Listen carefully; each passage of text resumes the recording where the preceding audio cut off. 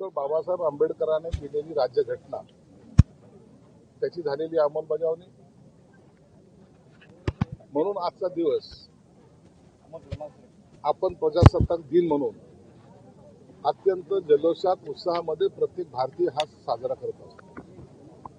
हा देश एवढा आवाढव्य जरी असला, भाषा प्रांतावर असलेली रचना जरी असली, तर प्रत्येक भारतीय हा देशासाठी सर्वप्रथम काय तर माझा देश, नंतर का धर्म पंथ वगैरे सर्व नंतर या एका विश्वासावर, एका त्यांच्या असलेल्या या निष्ठेवर भारतीय जवान ह्या सीमेवर लढत असतात। म्हणून आज मी सर्व भारतीयांना, जिल्ह्यातील सर्व नागरिकांना या प्रजासत्ताक दिनाच्या शुभेच्छा देतो। काल गणेश नाईक असं म्हणाले की पक्षानं परवानगी जर दिली तर त्यांचं सातत्याने असं बोलतायत, ठाण्यातून नामोनिशाण मिटवून टाकलं। गणेश नाईक जे काही सातत्याने बोलतायत, डायरेक्ट नाव घेणं त्यांना कदाचित अवघड जात असेल, परंतु एक निश्चित सांगतो, वारंवार चॅलेंज करायचा जर प्रयत्न केला तर आम्ही पण शांत बसणार नाही, एवढं त्याने ध्यानात घ्यावं। जिल्हा परिषदेच्या निवडणुका बंडखोर उभे आहेत 10-12, त्यांच्याकडनं 15-17 उभे आहेत, त्यांच्याकडे बी फॉर्म पण आहेत आणि युती पण झालेली आहे आपल्या जिल्ह्यात। जिल्ह्यामध्ये शिवसेना भाजपची युती निश्चित झालेली आहे, परंतु काही ठिकाणी जे काही बंडखोरांनी फॉर्म भरलेत, काही लोकांना आम्ही बी फॉर्म दिलेत, काही ठिकाणी भाजपने बी फॉर्म दिलेत। आज आणि उद्यापर्यंत त्यांना समजवण्याचा प्रयत्न करू। निश्चित काही लोक उमेदवारी अर्ज मागे घेतील अशी मला अपेक्षा आहे, आणि जर नाहीच घेतले तर काय कारवाई करायची किंवा काय रणनीती आखायची हे दोन्ही पक्षाचे नेते म्हणून ठरवतील, आणि याचा निर्णय उद्या दुपारून होईल। पण त्यांच्याकडे बी फॉर्म, त्यांनी एबी फॉर्म दिलेले आहेत, त्या ठिकाणी आम्ही एबी फॉर्म दिलेले आहेत। म्हणून आम्ही जर सामंजस्यपणाने जर होत असेल तर आम्ही मागे घेण्याचा प्रयत्न करू, नसतं त्या ठिकाणी ज्या ठिकाणी बी फॉर्म दिलेले त्या ठिकाणी मैत्रीपूर्ण लढत होती। धाराशिव मधला भाजपला वाटलेला, त्यामुळे पालकमंत्र्यांच्या समोर जवळपास 3 तास गोंधळ घातला सगळ्या शिवसेनेने। धाराशिव मध्ये थोडा गोंधळ उडाल्याचं लक्षात आलेलं आहे, त्या ठिकाणच्या शिवसैनिकांनी तक्रार केलेली आहे आणि त्याची दखल एकनाथ शिंदे साहेबांनी घेतली। एक महत्त्वाचं भगतसिंग कोश्यारी यांना पद्मभूषण जो पुरस्कार जाहीर झाला आहे, खरं तर त्यांचं अभिनंदन केलं पाहिजे।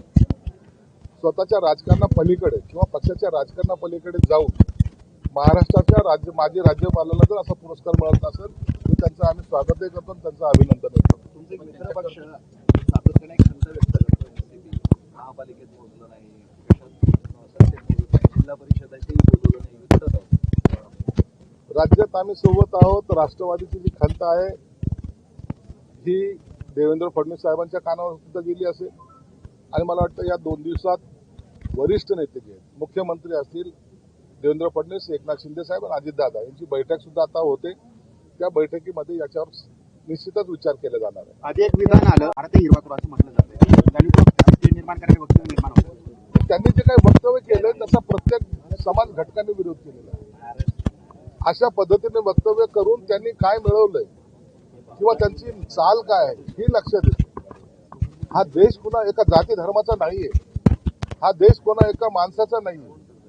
या देशाची संस्कृती जपायचं काम प्रत्येक भारतीय करतो, म्हणून त्यांनी केलेलं वक्तव्य या मुसलमान समाजाला सुद्धा आवडलेले नाही, परंतु मस्ती आणि असलेली त्यांच्यावर असलेली गुरुमी हे आम्ही सर्वजण निश्चित काढू, त्याची चिंता आम्ही करत नाही।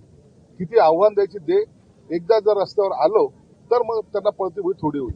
रस्त्यावर आलो तर म्हणजे काय अर्थ काय घ्यायचा, पळता भुई म्हणजे रस्त्यावर आलो तर म्हणजे काय, म्हणजे पूर्वी असं झालं होतं की भाजपच्या नेत्यांनी सांगितलं होतं की जास्त मस्ती कराल तर वगैरे वगैरे, तर काय म्हणायचे अशा पद्धतीने जातीय वक्तव्य कशासाठी करतोय?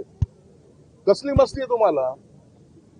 काय 2-4 नगरसेवक, काय 5-50 नगरसेवक निवडून आलं म्हणजे तुमचं काय राज्यावर तुम्ही काय हे करणार आहात, अतिक्रमण करणार आहात, आक्रमण करणार आहात? ही सर्व हैदराबादी चाल जी आहे ना, ती आता सर्व भारतीय किंवा आपल्या महाराष्ट्रात सर्व जनतेला कळालेली। असं वक्तव्य करून जाती धर्मामध्ये तेढ निर्माण तो करतोय, आणि हे तेढ निर्माण करणं म्हणजे जातीमध्ये संघर्ष पेटवणं आहे। म्हणून त्याच्यासाठी प्रत्येकाने त्याचा विरोध केला पाहिजे, आणि म्हणून आम्ही तर निश्चित करू, परंतु संघर्ष करायची वेळ आली तर आम्ही संघर्षही करू। पण हे प्रकरण कायद्याच्या मध्ये, कारण काय असं जर नुसतं आरोप प्रत्यारोप राहिले तर तिथं वाढणार आहे. मुळामध्ये त्याची तक्रार केलेली आहे.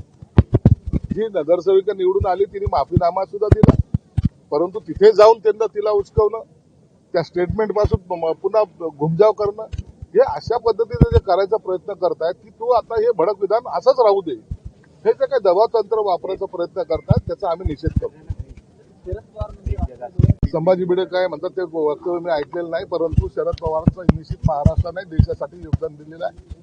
त्यांच्याबद्दल असं वक्तव्य करणं सुद्धा योग्य नाही.